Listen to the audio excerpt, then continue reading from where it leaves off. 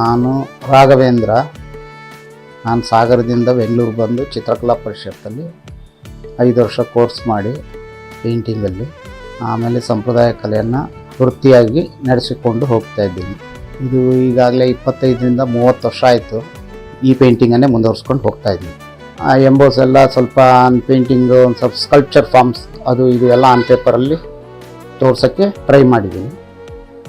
ಆಮೇಲೆ ಕಲರ್ಸು ಅಷ್ಟೇ, ಈಶ್ಮನ್ ಕಲರಲ್ಲಿ ಸ್ವಲ್ಪ ಈ ನಮ್ಮ ಟ್ರೆಡಿಷನಲ್ ಟ್ರೈಬು, ಆಮೇಲೆ ಫೋಕ್ ಅಂದರೆ ಜನಪದ ಕಲೆಗಳು, ಪ್ರಾಣಿ ಪಕ್ಷಿ.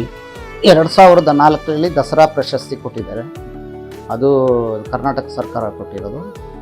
ಆಮೇಲೆ 2004ರಲ್ಲೇ ರಾಜ್ಯ ಪ್ರಶಸ್ತಿ ಕೂಡ ಕೊಟ್ಟಿದ್ದಾರೆ ಕರ್ನಾಟಕ ಸರ್ಕಾರದಿಂದ. ಆಮೇಲೆ 2004ರಲ್ಲೇ ನಾನು ಒಂದು ಪೇಂಟಿಂಗ್ ಶೋ ಮಾಡಿದೆ ಚಿತ್ರಕಲಾ ಪರಿಷತ್ತಲ್ಲಿ.